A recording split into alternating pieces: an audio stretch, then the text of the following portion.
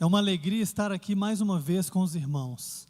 Eu não posso deixar de expressar o meu contentamento em estar na presença de Deus, junto com os meus irmãos na fé. Glórias ao nosso Deus por isso. Você está feliz nessa manhã? Está? Você tem muitos motivos para agradecer a Deus nessa manhã? Eu tenho. Então nós precisamos realmente abrir o nosso coração para que o Senhor ministre em nosso coração e fale aquilo que Ele quer falar para todos nós. Para aqueles que eu ainda não desejei, eu desejo um feliz ano novo. Tem muita gente que já está falando assim, olha, o ano já está avançado, o janeiro já está quase acabando. Não, o janeiro não está acabando, o janeiro só está começando. Nós estamos no segundo domingo de janeiro. E para quem não sabe ainda, nós estamos numa série de mensagens chamada Ano Novo Sou Eu. E hoje nós vamos falar um pouco sobre um novo olhar para um ano novo. Na semana passada o pastor Juan falou sobre uma nova mentalidade. Eu espero que todos tenham visto, ouvido aquilo que foi falado, que foi realmente de grande valia para todos nós. Então, se nós não formos diferentes, tudo vai ser igual foi esse ano.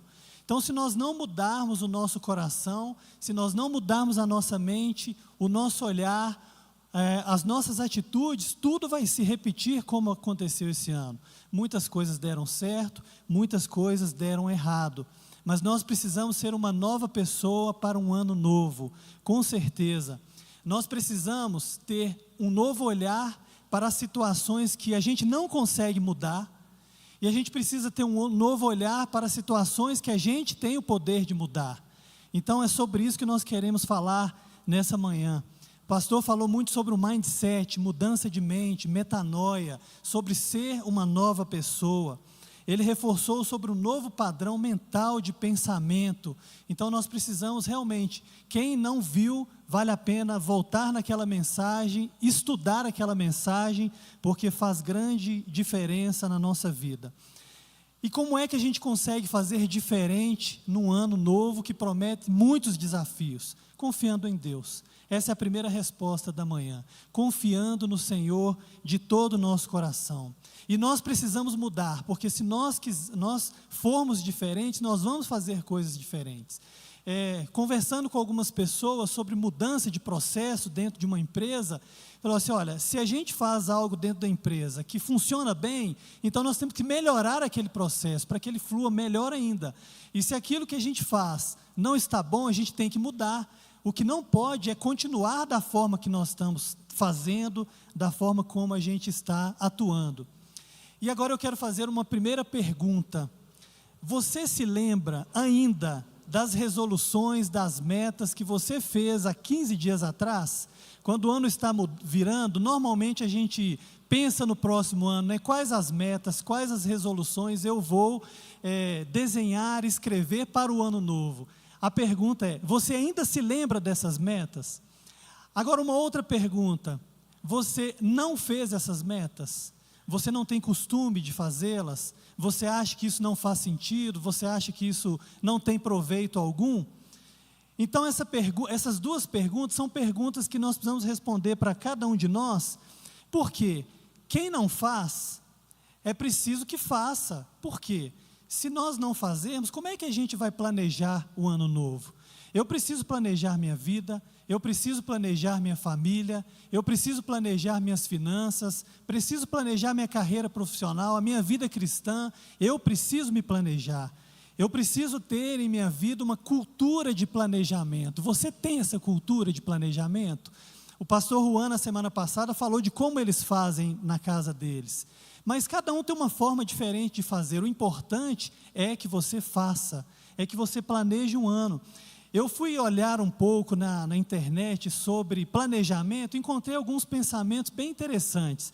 Um autor chamado J.L. Beckley fala, a maioria das pessoas não planeja fracassar, mas fracassa por não planejar. Um outro autor, aliás, um ditado popular fala que quem não sabe para que lado vai, qualquer lado serve, né? E um outro também diz, numa organização, seja ela empresa ou igreja, qualquer que seja a organização, a etapa de planejamento não é apenas importante, é a mais importante. Muitos querem já ir para o resultado, mas o resultado vai depender do planejamento. Por exemplo, esse culto aqui, para ele acontecer, para que esse slide estivesse pronto, precisou de quê? Planejamento. A decisão de fazer uma série de mensagens para o mês de janeiro, ela veio do Senhor. Mas a configuração dos cultos, as mensagens que vão ser pregadas, as músicas que vão ser cantadas, elas dependem da gente, daquilo que a gente está em consonância com Deus, para que Ele nos mostre, para que Ele nos instrua. Quem gosta de administração como eu, conhece Peter Drucker. Peter Drucker, ele é conhecido como o pai da administração moderna. Ele escreveu o seguinte: as únicas coisas que evoluem por vontade própria em uma organização são a desordem, o atrito e o mau desempenho. É isso que você quer para a sua vida? A resposta é não. Nem eu também não quero isso para a minha vida. Então é importante que a gente se planeja.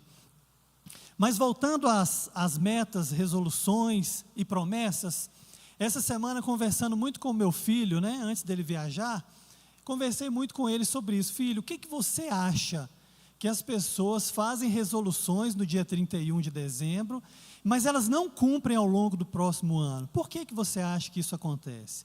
E aí nós começamos a pensar em algumas coisas e chegamos a umas 3 coisas aqui que a gente entendeu como são as prioritárias.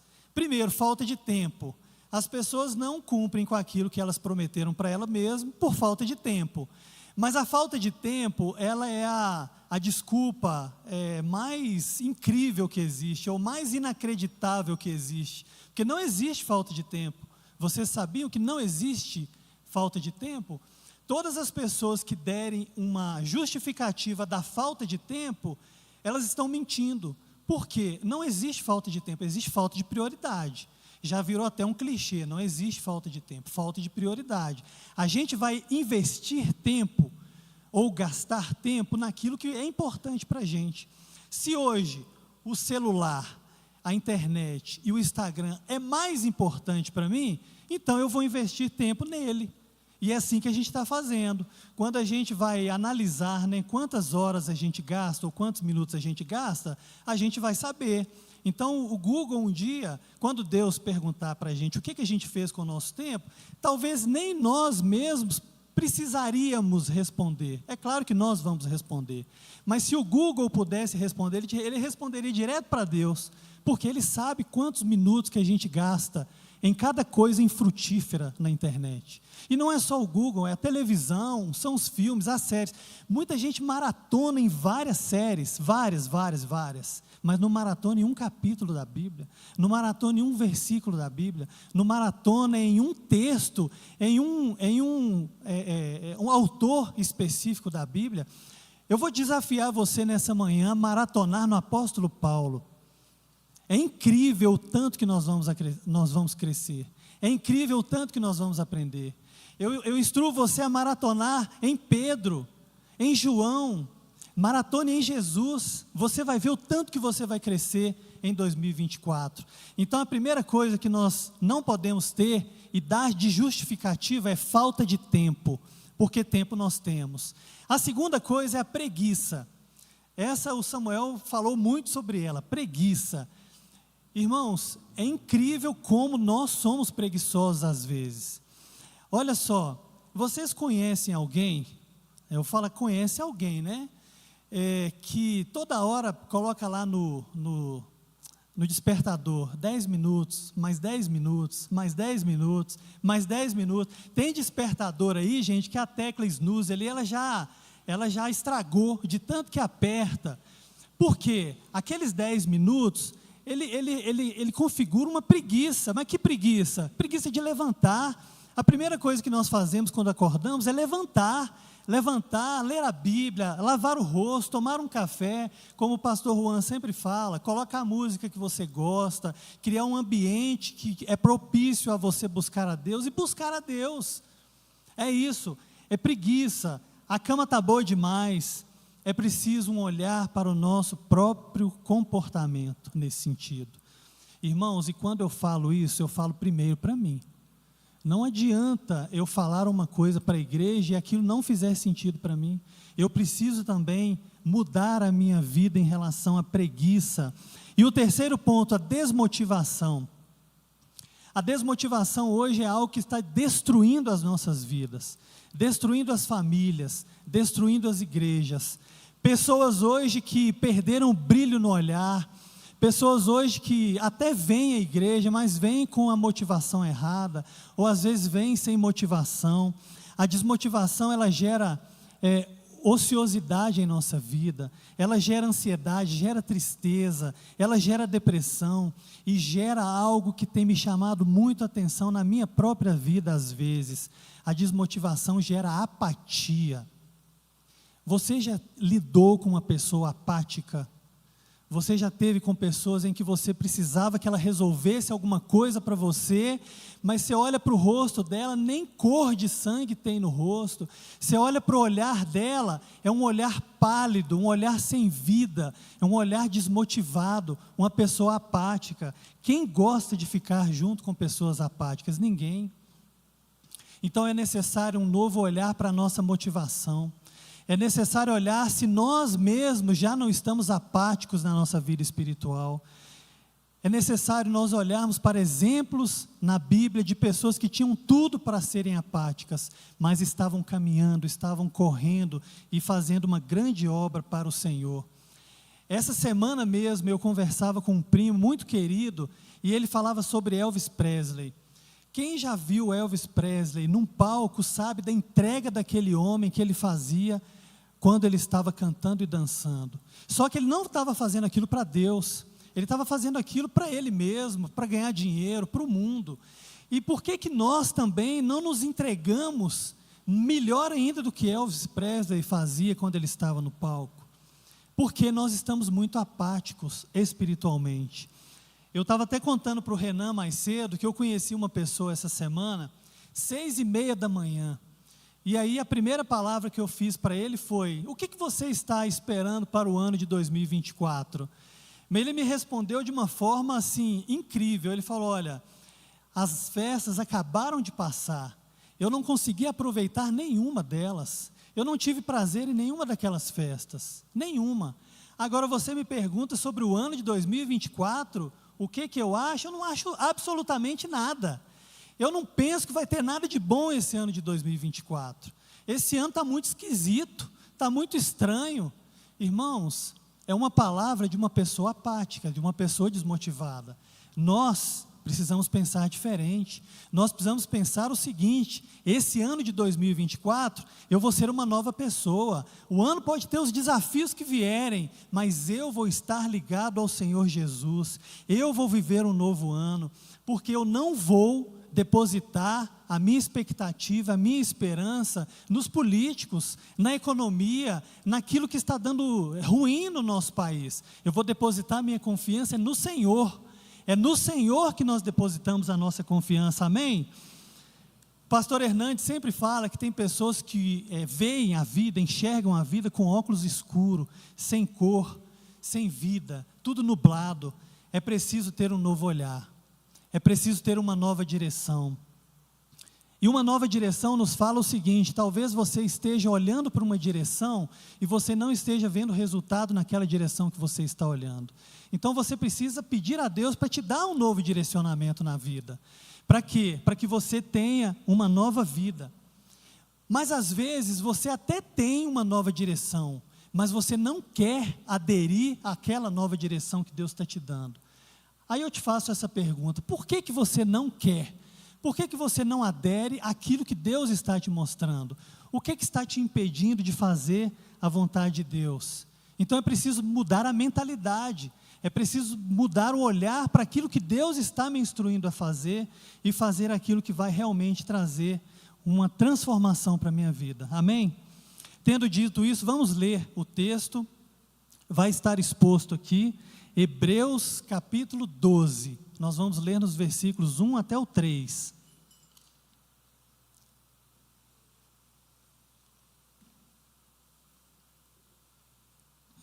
Já está aqui à frente. Então nós vamos ler a Bíblia, a sagrada palavra de Deus, a inerrante, a suficiente palavra de Deus. Portanto, também nós, uma vez estamos rodeados por tão grande nuvem de testemunhas, livremo-nos de tudo que nos atrapalha e do pecado que nos envolve, e corramos com perseverança a corrida que nos é proposta, tendo os nossos olhos fitos em Jesus, o autor e o consumador da nossa fé. Ele, pela alegria que lhe fora proposta, suportou a cruz, desprezando a vergonha, e assentou-se à direita do trono de Deus.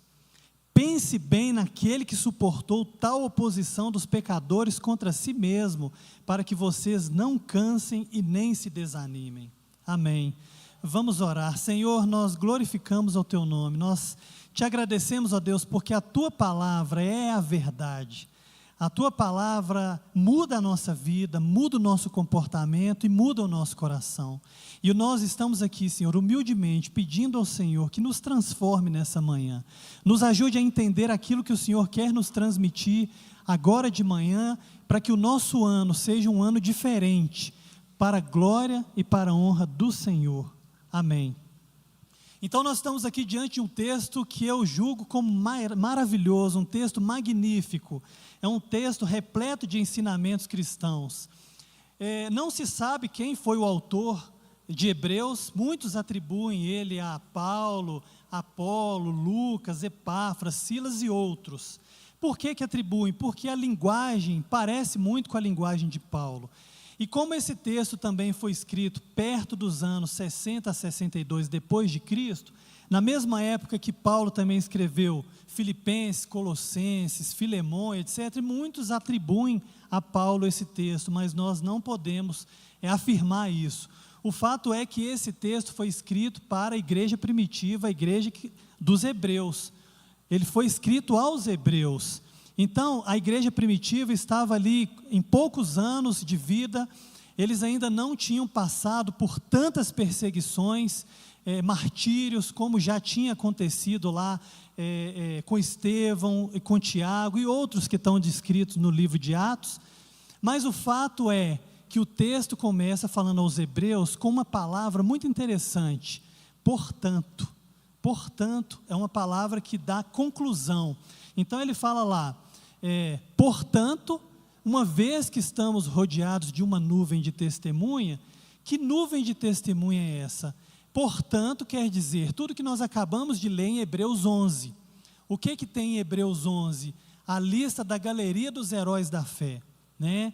Para você que o ano passado acompanhou a série de mensagens, pessoas comuns vivendo histórias extraordinárias, você conheceu vários deles, desde Abel, Enoque, Noé, Isaac, Jacó, Moisés e tantos outros.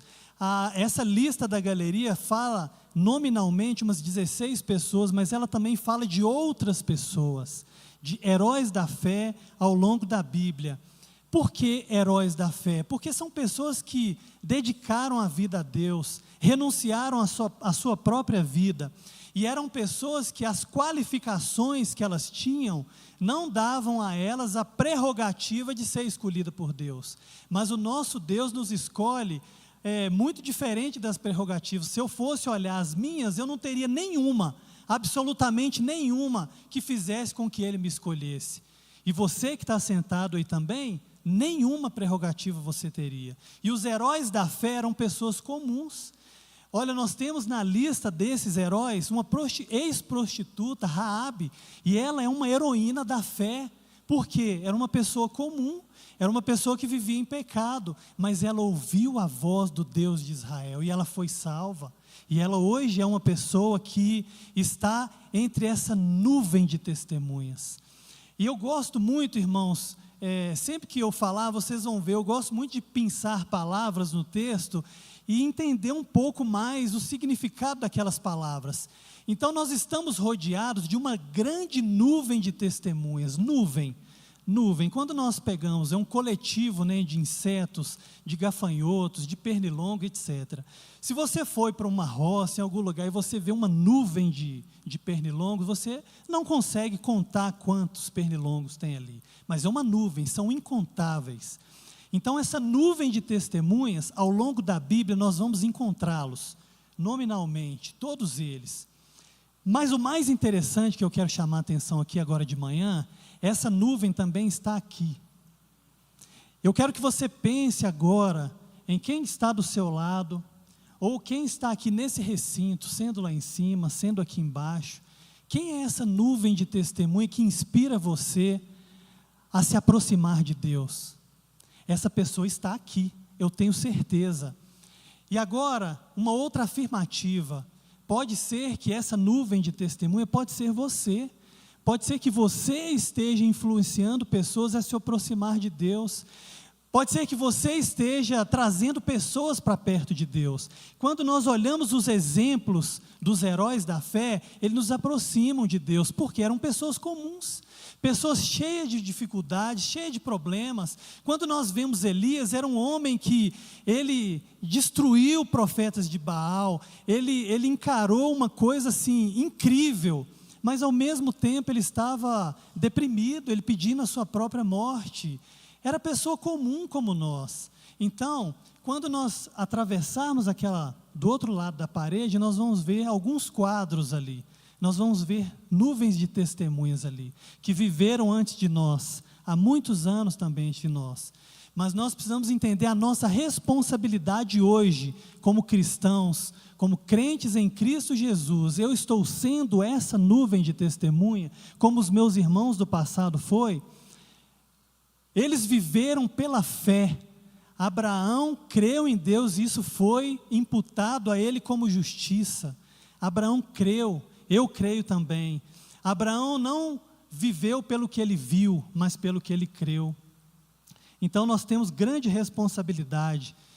Então, entenda que você é um herói da fé.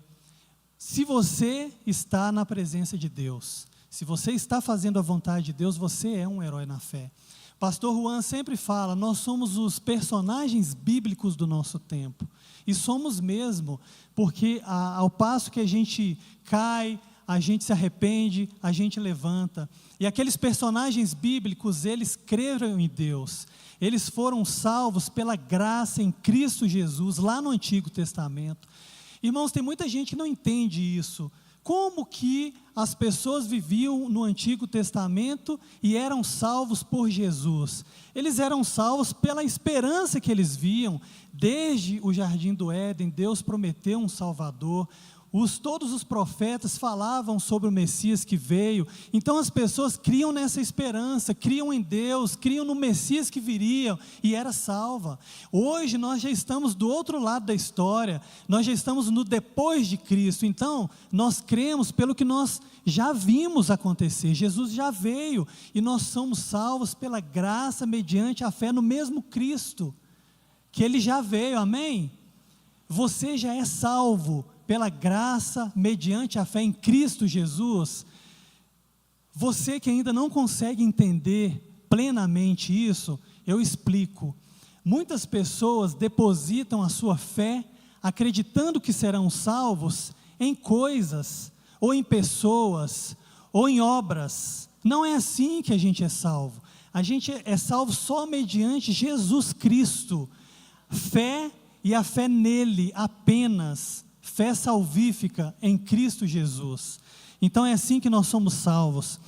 E eu também trouxe esse versículo 1, eu queria que passasse o próximo slide, porque eu encontrei duas versões parecidas, mas eu gostaria de explorar um pouco as diferenças dessas duas versões.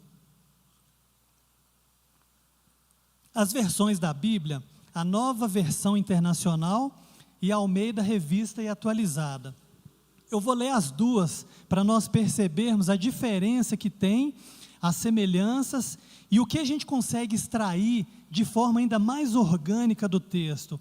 Primeiro, portanto também nós, uma vez estamos rodeados por tão grande nuvem de testemunhas, livremo-nos de tudo que nos atrapalha e do pecado que nos envolve, e corramos com perseverança a corrida que nos é proposta.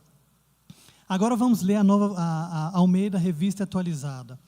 Portanto, temos a rodear-nos de tão grande nuvem de testemunhas, desembaraçando-nos de todo o peso e do pecado que tenazmente nos assedia, corramos com perseverança a carreira que nos está proposta.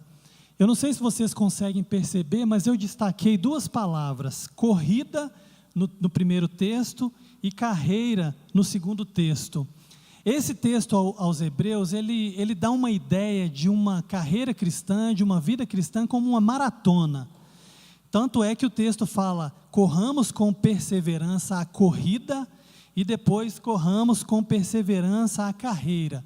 Então nós temos uma diferenciação de uma maratona, que é uma corrida longa, de muitos quilômetros, e uma corrida curta. Então a maratona vai ter 14 quilômetros, 20, 30 quilômetros, e uma corrida curta, 100 metros, 200 metros rasos, etc. E a maratona, ela nos dá uma ideia de perseverança, enquanto que uma corrida curta dá-nos uma ideia de velocidade. Maratona, perseverança e constância, e a outra, atenção e foco. Com certeza todos nós conhecemos algum maratonista, absolutamente. E nós temos uma corrida muito famosa no Brasil, que é a corrida de São Silvestre. E quem acompanhou viu que teve uma dobradinha queniana, de novo, né? Eu fui procurar essa curiosidade. Desde que essa corrida de São Silvestre se tornou internacional, o Quênia é o ganhador disparado. Claro que outras nações também ganharam, mas o Quênia ganhou muito mais do que os outros. Mas a pergunta é: o Quênia é um super-humano? Eles produzem super-humanos ou não? Brasil produz super-humanos ou não? Todos são humanos.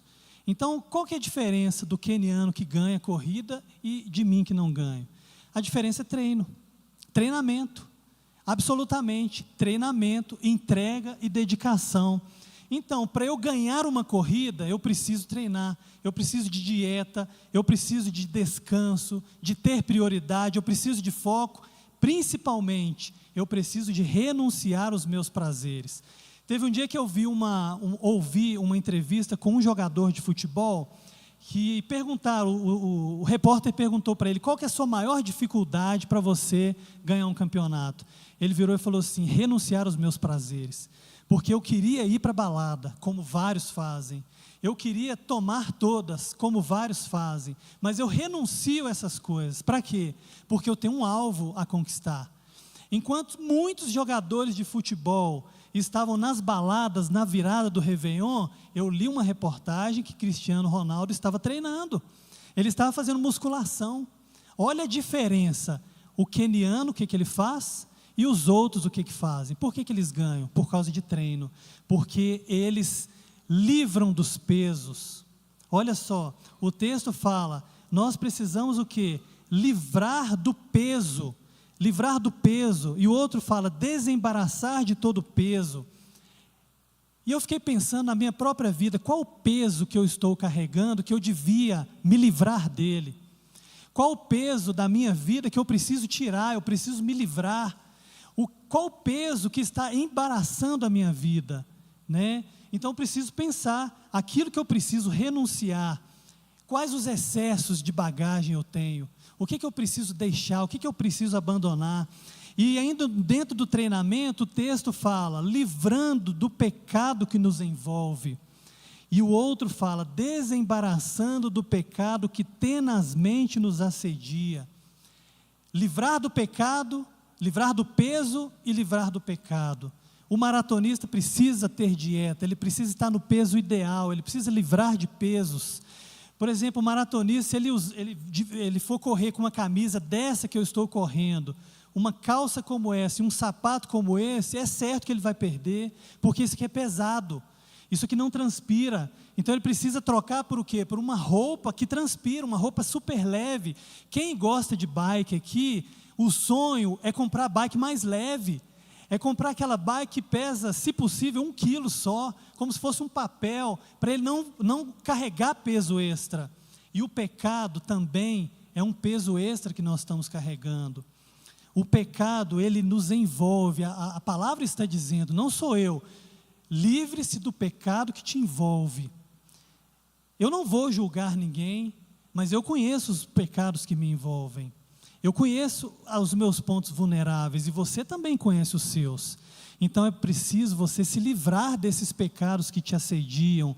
E a revista atualizada ainda fala mais organicamente, desembaraçando do pecado que tenazmente nos assedia. Ele é envolvente, ele é embaraçoso, ele é assediador. Irmãos, quando a gente tem dificuldades em determinadas áreas, e a gente está lidando naquela determinada área, aquilo nos assedia muito mais. Por exemplo, a pessoa que tem situações difíceis com a pornografia, ele tem que evitar estar sozinho com o smartphone em lugar a sós. Por quê? Aquele pecado da pornografia vai assediá-lo. E se ele aderir àquele pecado dos olhos, ele vai ficar o quê? Embaraçado naquele pecado. Então, se o seu pecado, a sua dificuldade, a sua vulnerabilidade é na área do furto, do roubo, então você não pode ficar em lugares que você vai ser assediado por esse pecado. Então você precisa sair, fugir. Então, às vezes, a sua dificuldade são os amigos ou os falsos amigos. Então, o que você tem que fazer? Buscar em Deus os verdadeiros amigos, aqueles amigos que vão te aproximar de Deus. Isso é desembaraçar do pecado. Nós precisamos desembaraçar. Vou dar um outro exemplo, um inseto. Imagina um mosquitinho, que ele colocou uma patinha numa teia de aranha. Aí ele tentou tirar a sua patinha da teia de aranha, ele não conseguiu. O que ele faz? Ele coloca uma outra pata para poder desvencilhar com a primeira. O que vai acontecer? Ele vai ficar com as duas presas. O resto não precisa falar. Daqui a pouco a sua asa, daqui a pouco ele está todo preso naquela teia. E o pecado ele faz exatamente assim com a gente. Mas o pecado não é o fim da linha. Nós precisamos o quê? Confessar o pecado. É preciso confessar. Desembaraçar do pecado só tem um jeito. É como um antídoto para a teia de aranha. É o confessar. Confessar a Deus os pecados, porque Ele é fiel e justo para perdoar os nossos pecados e nos livrar de toda injustiça, nos livrar da nossa má consciência. É preciso um novo olhar, irmãos, para o nosso próprio pecado. Não é porque nós somos crentes em Cristo Jesus que nós não pecamos. Nós pecamos sim, mas nós temos um advogado. Ele é chamado de Jesus Cristo, o Nazareno, que nos livra de todo pecado. Amém? Então, precisamos desembaraçar daqueles pecados de estimação, aqueles que a gente guarda debaixo do tapete, mas o nosso coração não tem tapete, mas a gente acha que tem e a gente guarda. Eu gosto muito de conversar com o meu sogro, e ele usa uma frase que eu acho muito interessante. Ele fala assim, olha, o orgulho e a inveja são os pontos taxativos do pecado. Mas eu digo mais, não é apenas o orgulho e a inveja, são os pecados dos olhos, os pecados da nossa mente. Jesus veio para poder dar um novo entendimento para os pecados da mente. Na lei de Moisés, dava a seguinte regra, para aquelas pessoas que adulterassem. Jesus veio fazendo uma releitura e falou assim, não, se você pensar com intenção impura, você já está em pecado e você já está adulterando. Então, pecados da mente, pecados dos olhos, pecados das mãos. Então nós precisamos também nos livrar do pecado da omissão. Muitas pessoas falam pouco sobre o pecado da omissão, mas nós precisamos lembrar muito dele.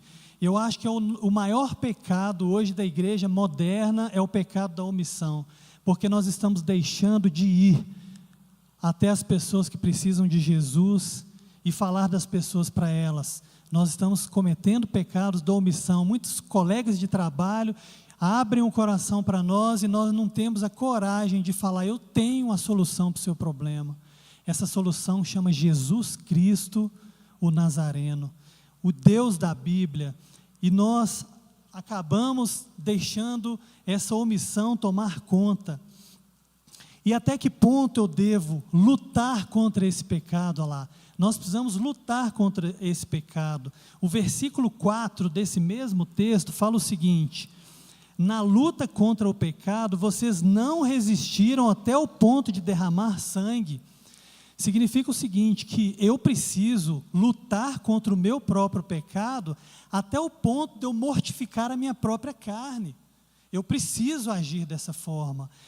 Muitas vezes a gente está olhando muito a situação que o outro está vivendo para esconder ou para omitir a nossa própria. A gente está tão preocupado com o cisco que está no olho da nossa colega, do nosso irmão, estamos esquecendo da trave que existe dentro do nosso olho. Às vezes também o nosso pecado é a hipersensibilidade. Nós estamos doídos demais, nós estamos sensíveis extremamente, a gente não pode mais ser corrigido. Tem pessoas que, se você chamar para corrigir, para chamar a atenção, a pessoa te abandona, ela não quer mais ser repreendida. As igrejas estão tendo muitas dificuldades hoje para poder disciplinar o seu membro, porque a disciplina, o texto, ele vai continuar dizendo, quem depois puder ler o texto com cautela, vai dizer o seguinte: a disciplina é para a nossa própria correção, para nos recuperar, não é para nos condenar, mas nós somos hipersensíveis demais, nós somos doídos demais. Eu li há poucos dias atrás, sobre a situação de Saul e Davi. Davi estava voltando de uma guerra e o povo estava tão feliz que Davi ganhou aquela guerra com seu exército e cantaram uma canção. Saul matou seus milhares e Davi matou seus 10 milhares. Saul ficou tão furioso com aquela música que ele quis matar Davi. Ele ficou assim, hipersensível com uma música. Mas quem agiu contra Saul não foi Davi. Davi fez uma coisa muito boa. Davi venceu uma guerra, venceu uma batalha. Só que Saul ficou sensibilizado ao extremo com uma música que uma outra pessoa cantou. Então, muitas vezes, nós temos 3 personagens. O personagem 1, eu sou o 2, e o 3 é o povo. O 3 é o povo, fala alguma coisa em relação ao 1, eu fico sensibilizado, eu tenho ódio mortal do 1. Mas o 1 não fez nada comigo. Então, há uma situação complicada que nós estamos vivendo hoje em termos da hipersensibilidade. E o pecado, voltando a falar sobre uma maratona, é o pecado que te tira você da maratona. Quem aí se lembra do Vanderlei Cordeiro, em Atenas 2004, ele era candidato ao ouro, aí veio uma pessoa e agarrou o Vanderlei Cordeiro e tirou o ouro dele. O pecado, ele faz isso, ele te embaraça e te tira da corrida. Não é assim que ele faz? Quantas pessoas você já viu sair da corrida por causa de pecados, por causa de outras pessoas, por causa do que falaram, e você nem sabe se o que falaram é verdade?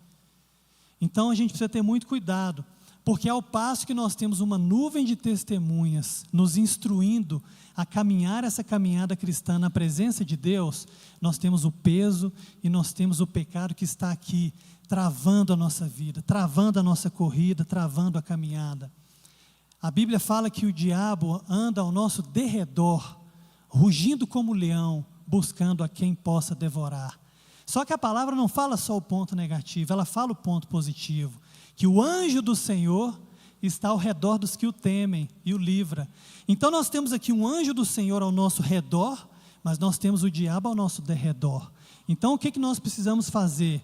Nós precisamos resistir ao diabo, aparar as brechas, como o Renan falou aqui agora há pouco, aparar as arestas da nossa vida e fazer o que está escrito em Tiago 4, de 7 a 10, que está escrito lá assim: sujeitai-vos a Deus, mas resisti ao diabo, e ele fugirá de vós. Achegai-vos a Deus, e ele chegará a vós outros. Purificai, mãos pecadores, vós que sois de ânimo dobro, limpai o vosso coração, afligi-vos, lamentai-vos, chorai, converta-se o vosso riso em pranto e a vossa alegria em tristeza, humilhai-vos na presença do Senhor e Ele vos exaltará em tempo. Então Tiago está sendo muito bem claro aqui, ele usa algumas palavras: sujeitem a Deus, resistam ao diabo, acheguem-se a Deus, purifiquem mãos santas, limpem o coração, e aí ele continue: afligi-vos, lamentai, chorai, humilhai-vos. O nosso grande problema é que nós estamos com os nossos olhos secos demais contra o pecado. Eu não choro mais pelo meu próprio pecado. Às vezes a minha mente está tão cauterizada com aquilo que eu estou fazendo, que aquilo não me causa dor mais, aquilo não causa ferida na minha alma mais. Tiago está nos instruindo aqui a sujeitar a Deus, humilhar perante Ele, resistir ao diabo e ele vai fugir de nós, mas ele continua: humilhe-se, sujeite-se, chore, aflige, lamenta, humilhe-se. Então é assim que nós precisamos enxergar o nosso próprio pecado. Um novo olhar para o meu pecado não é: oh meu Deus, mais uma vez eu caí, me perdoa. Não, é um pedir: perdoa minha imensidão de pecados. Quem já viu pessoas orarem assim? Ah, Senhor, eu pequei muito hoje, me perdoa todos eles. Não, nós precisamos nominar os pecados. Senhor, eu cometi hoje o pecado da inveja. Senhor, eu cometi hoje o pecado da maledicência, eu falei mal do meu irmão. Eu cometi o pecado da fofoca. Eu cometi o pecado da pornografia. Eu cometi o pecado da omissão. E eu preciso chorar por ele. Mas não é lágrima de crocodilo, é lágrima de arrependimento. Por quê? Aquele que confessa e deixa, alcança misericórdia. Jó falou uma coisa maravilhosa para Deus, e eu confesso que eu não lembrava mais desse versículo, e quando eu li, eu fiquei encantado com ele. Jó 31:1: fiz concerto, fiz aliança com os meus olhos, pois como é que eu me fixaria numa virgem? Então, Jó fez uma aliança com seus olhos. Ainda que ele visse algo, ou quisesse fazer algo, que aquilo não agradasse a Deus, ele fez uma aliança de não dar o segundo olhar, de não ceder àquela tentação. E aí, a gente agora continua correndo nesse texto, né? Na maratona continua correndo, e essa maratona não é uma maratona em busca de um troféu. Nós não estamos buscando troféu aqui, nenhum troféu, mas nós estamos caminhando, correndo rumo aos céus. Essa é a maratona que nós devemos correr, né? E aí nós vamos para o versículo 2, como é que tem que ser essa corrida, como é que tem que ser essa maratona? Tendo os olhos fitos em Jesus, o autor e o consumador da nossa fé. Ele, pela alegria que lhe fora proposta, suportou a cruz, desprezando a vergonha, e assentou-se à direita do trono de Deus. Então essa corrida precisa ser com perseverança. Eu não posso desistir, ela precisa ser atenciosa, eu preciso ter atenção, não posso olhar para os lados. Eu acho que o único que corre olhando para o lado é o Usain Bolt, né? Ainda ganha a corrida, mas ele é diferente. E é diferente o contexto também, mas nós não podemos olhar para o lado. Nós temos que ter constância. A Bíblia fala que nós precisamos ser constantes e sempre abundantes na obra do Senhor, porque o nosso trabalho não é vão no Senhor. Então, o segredo que esse texto dá para nós é olhar para Jesus, olhar para Jesus, e tendo os olhos fitos em Jesus. Eu quero olhar para as circunstâncias, para o governo, para aquilo que dá errado, para o especialista do caos. Quem aí é seguidor de especialistas do caos?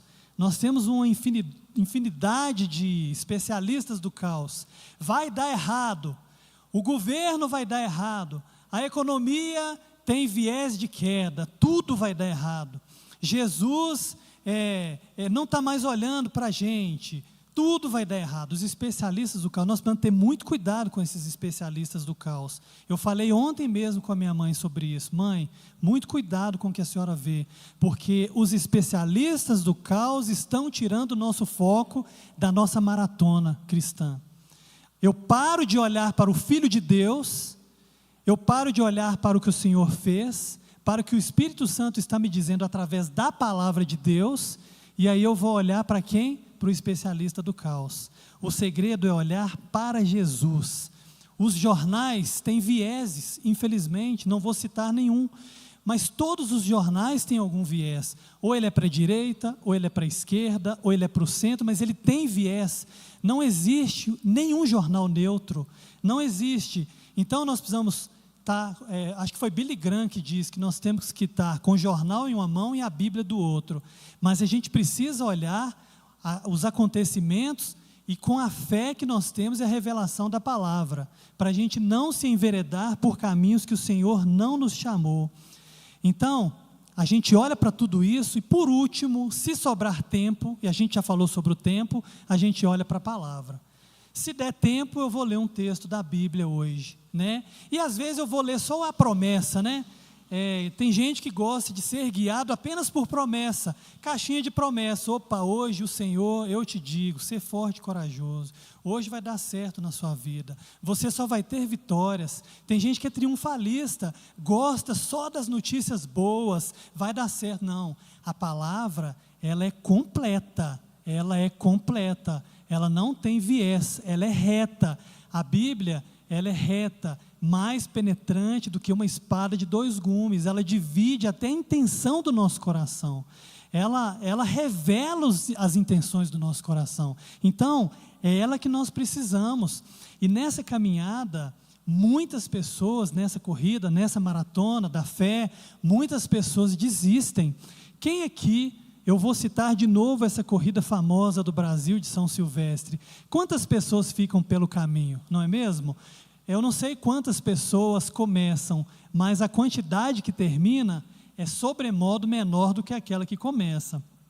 Mas por que uns param a caminhada? Por que uns desistem? Primeiro, porque não treinaram o suficiente.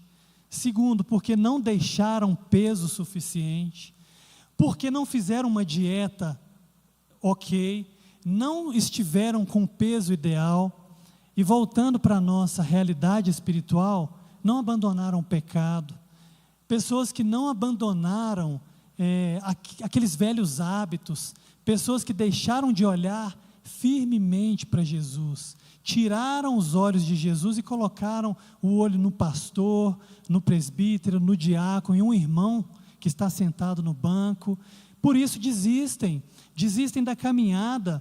Talvez eu estou dizendo isso para você que está nessa situação.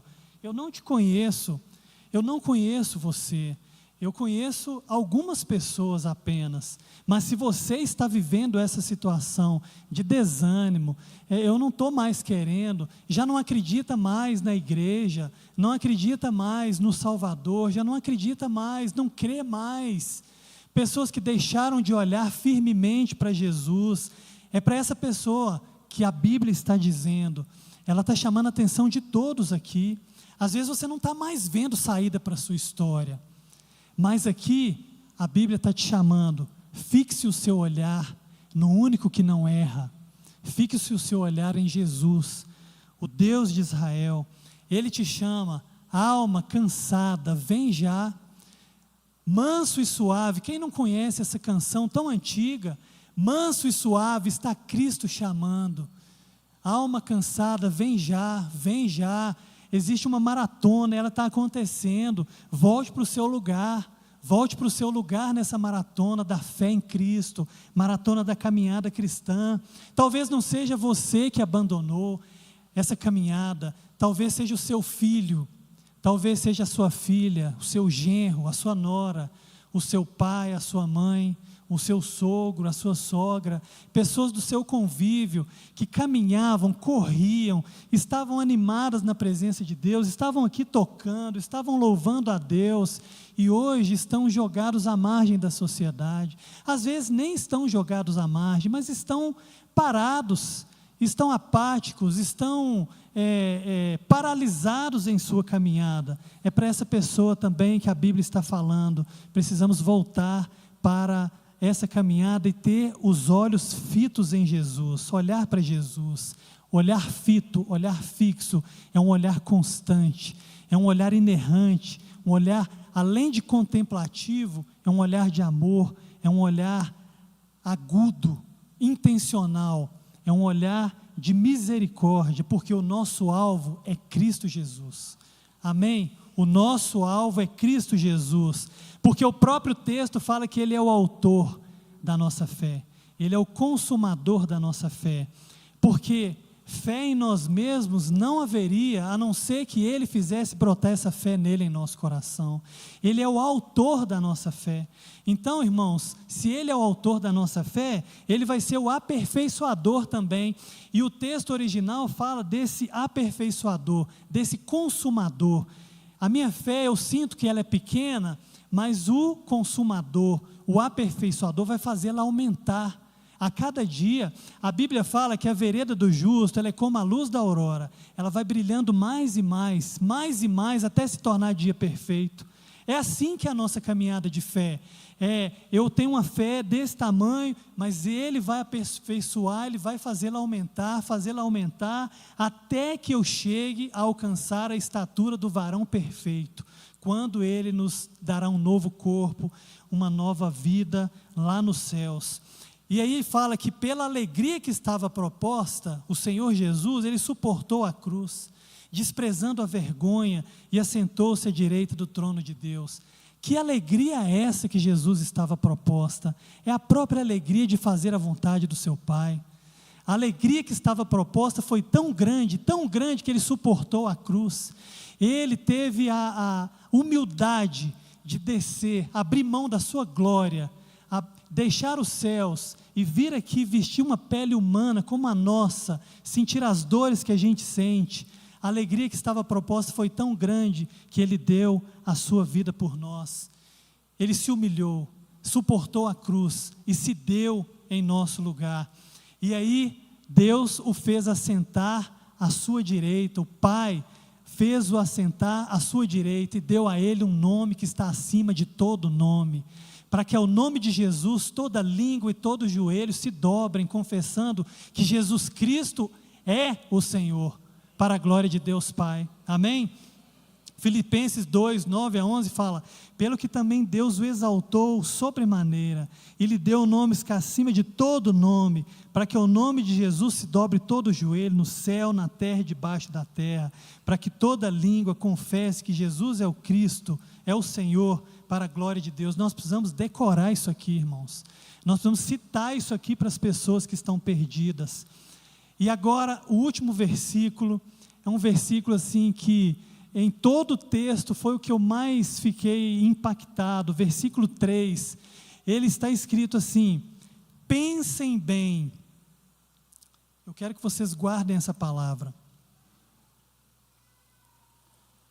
Pensem bem naquele que suportou tal oposição dos pecadores contra si mesmo, para que vocês não se cansem e nem desanimem. Pense bem. Tem gente que fala assim: eu não suporto mais.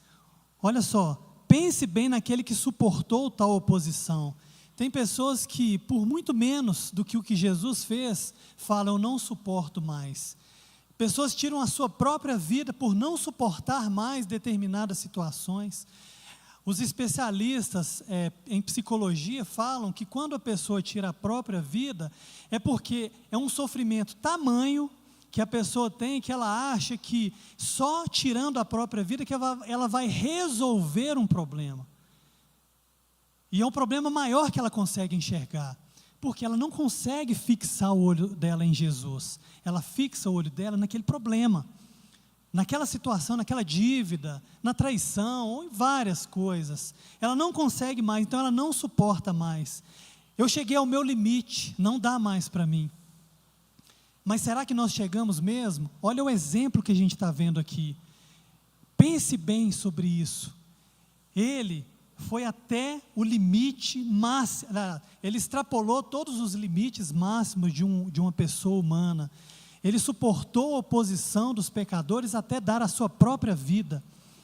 Ele desprezou a vergonha, a morte de cruz, para quem não sabe, naquele contexto de Israel e também num contexto romano, que Roma estava reinando ali, o Império Romano. A morte de cruz era a morte mais vergonhosa que existe.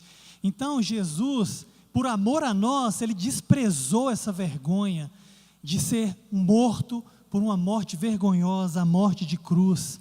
Ele nos desprezou, Ele desprezou a vergonha por nos amar. Então é preciso ter um olhar para a nossa própria fé nesse Cristo que se entregou por nós. É preciso um novo olhar. Quando vier as aflições, quando vier as provações, as dificuldades, fixe os seus olhos em Jesus, porque Ele suportou. E se Ele suportou, nós vamos suportar também. Ele não julgou por usurpação ser igual a Deus, antes a si mesmo se esvaziou, assumindo forma humana, assumindo forma de servo, e até a morte e morte de cruz. Então esse versículo chama a nossa atenção. Pense bem, pode passar para o último slide. Pense bem, olhe para Cristo. Então vou ler mais uma vez. Pense bem naquele que suportou tal oposição dos pecadores contra si mesmo, para que vocês não se cansem e nem desanimem. Nessa trajetória, nessa corrida, nessa maratona, é preciso você pensar bem. Por que você está correndo essa maratona? Quem te chamou para essa maratona? Quem te mantém nessa maratona? Quem vai te levar até a chegada, a linha de chegada nessa maratona? É o próprio Jesus. Pense bem nesse Deus que deu por nós. A palavra nos chama a nos alegrar no Senhor. Filipenses, na semana passada o Juan falou sobre isso. Alegrem-se no Senhor. O nosso galardão está nos céus. Pense bem em Jesus, naquele que fez tudo por nós. João 16:33 fala: eu lhes disse essas coisas para que vocês creiam em mim tenhais paz. Nesse mundo vocês terão aflições, mas tende bom ânimo, eu venci o mundo. Irmãos, eu não tenho aqui, essa igreja não tem uma palavra de autoajuda, nos moldes de que muitas pessoas estão tratando, não.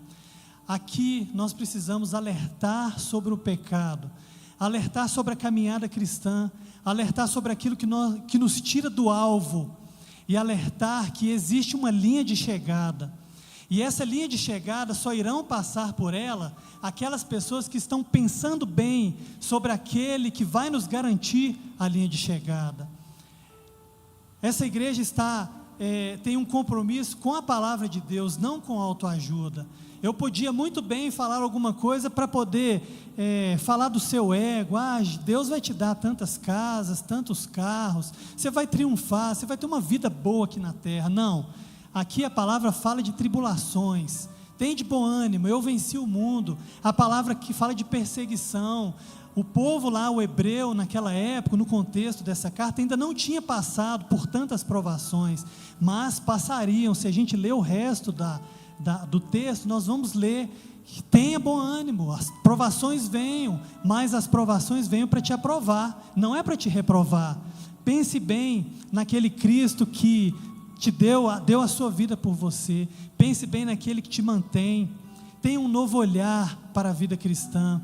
Pense bem, nos lembra também de quando a gente lê aquele texto que fala que nós precisamos ter um culto racional, né? O nosso culto não é emocionalismo, o nosso culto, ele é fé em Jesus e usando a nossa razão.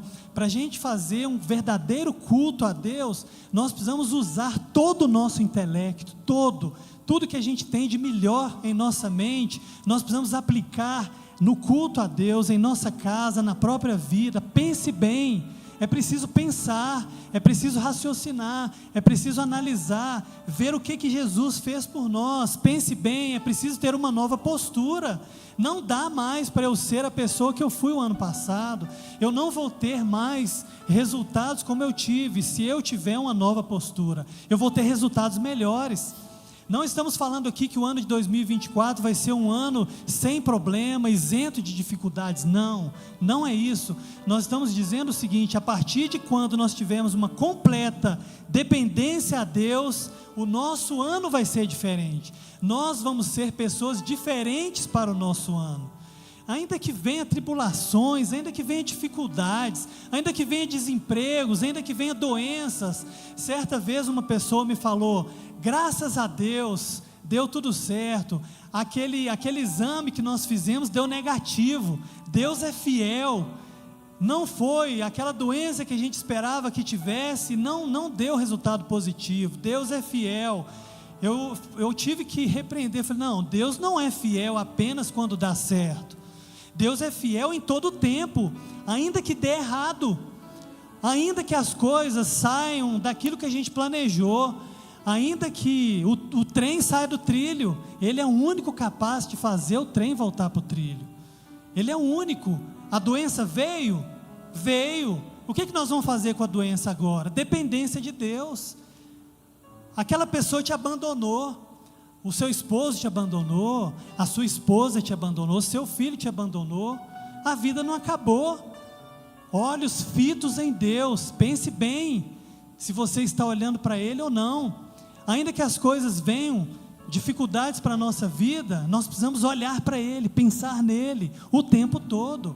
Então, saiu do trilho, olhe para Jesus. A doença veio, olhe para Jesus. A enfermidade veio, olhe para Jesus. Jesus pode curar você com um milagre, com um estalar de dedos, mas Ele pode curar você também através do medicamento, através do tratamento, através da quimioterapia, através de um gesso que vai colocar no seu braço. Não é porque deu errado que Jesus deixou de ser bom. Não é porque as coisas estão acontecendo da forma que você não planejou que Jesus não é bom. Ele é fiel em todo o tempo. Tem uma música que nós gostamos de cantar que fala: és fiel em todo o tempo tu és bom, tão bom. Ele é bom, pense bem nesse Deus. A palavra é a mesma para todos. Essa palavra da caminhada, da corrida, da trajetória rumo aos céus, é para você que está correndo em alto nível, como o Usain Bolt, como os quenianos. Talvez você está caminhando assim, a passos largos, você já está o primeiro da fila. Essa palavra é para você que está em desânimo, para você que já está desanimado e para você que já parou. A palavra é a mesma. Um novo olhar depende de uma nova motivação do nosso coração, é nos enxergar da forma com que a gente realmente está. Eu preciso tirar um retrato da minha vida, como eu estou nessa trajetória da fé, tirar um retrato e falar assim: eu não aceito isso aqui mais, eu não aceito. A decisão da minha vida para um novo ano é mudar de vida. As derrotas do passado, elas não podem ser o que vão traçar o seu futuro. As vitórias do passado não podem ser o que vão traçar o seu futuro. Ainda que você tenha sido derrotado, é você que caiu, é você que divorciou, é você que separou, é você que roubou, é você que trapaceou, é você que fez. Então, tire um retrato e fala assim: eu não aceito essa situação, eu vou ser uma pessoa nova, porque eu vou pensar bem nesse Deus, eu vou ter os olhos fitos em Deus, e eu vou transformar a minha vida. E o Salmo 32:8, para fechar com chave de ouro, o Senhor diz: instruir-te-ei e ensinar-te-ei o caminho que deve seguir, guiar-te-ei com os meus olhos. O próprio Deus está falando com você: eu vou te instruir, eu vou fazer você seguir, eu vou te ensinar, e eu vou te guiar, e os meus olhos vão fazer o trabalho do seu próprio olho. Então o Salmo 32:8 fala sobre isso. Não é com os nossos próprios olhos, não é com a nossa própria vontade, não é com a nossa própria força, é com a força dEle, é com os olhos dEle. Pense bem, volte os seus olhos para o Senhor Jesus, que é o autor e consumador da nossa fé. Amém? Mas nessa manhã eu queria falar para você, talvez você seja essa pessoa realmente que está desanimada. Irmãos, eu já passei por isso, eu já passei por períodos em que eu não queria ir à igreja, eu não queria mais ler a palavra, eu estava desanimado, eu estava apático. Mas aí ao tempo que eu voltei os olhos para o Senhor, Ele me devolveu a alegria da salvação. Talvez você tenha perdido a alegria da sua salvação. Às vezes você está assim se cobrando, como eu me cobrava: Senhor, onde foi que eu perdi? Aonde foi que eu errei? Por que eu não tenho mais alegria?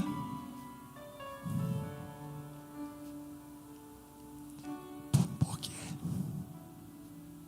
Porque eu não tenho mais vontade?